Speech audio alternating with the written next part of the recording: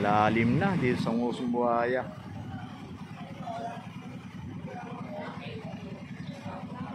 Kayanin kaya to mamaya pag nagbalikan yun, hindi na kaya. Ano yung tubig eh.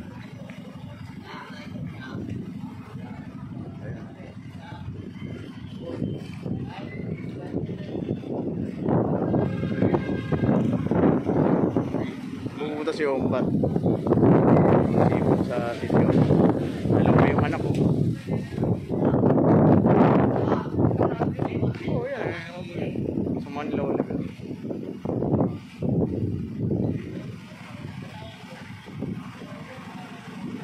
Punta siguro sa Itiol yun, si Ombat. Oh ayun, nababalikan na.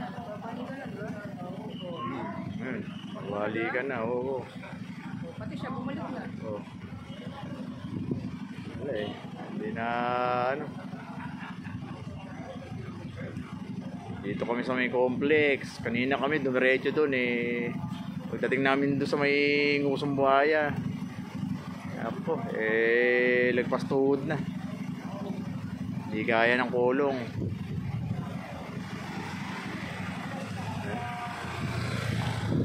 Hirap pa naman. Pag nalubog, hindi na ano. Ay, babalikan yung mga motor. Ay, nako. Kasi pa naman namin yung mama ko, papacheck up. Ano yan? Ay. May sidecar na lang na masakyan yung ano ko. Mama ko, ano kasi pa-check up namin, sumasakit yung dibdib eh. Ay. Oo eh. Ayun. Balikan na yung mga sasakyan. Balikan na yung mga sasakyan.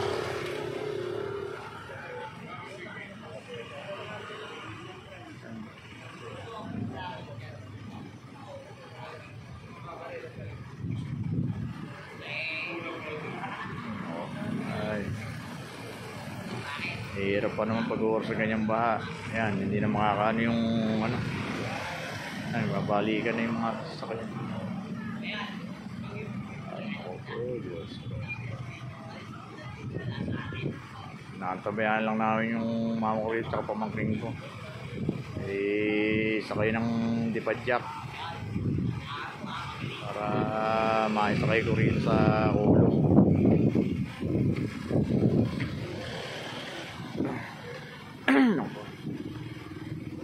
Hirap ganyang baha, puro ano, atas basin na tong ano, yung mga lugar anong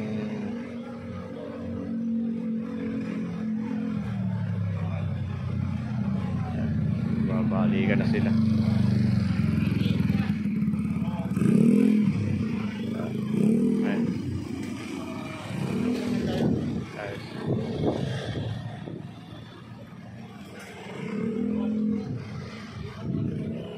Medyo maano yung tubig doon sa highway, may tubig na naman din.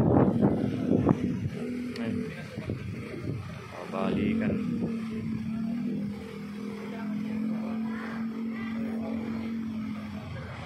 Hirap pa naman pag ganyang baha.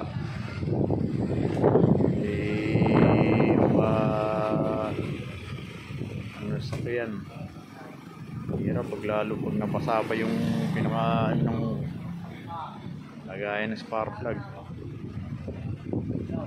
Mamatay yung andar ng ano, motor. Ay nako.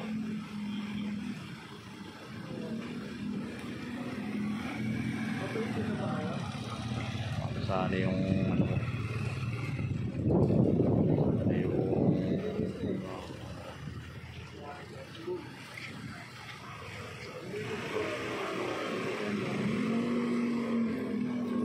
pinipilit na umano sa motor.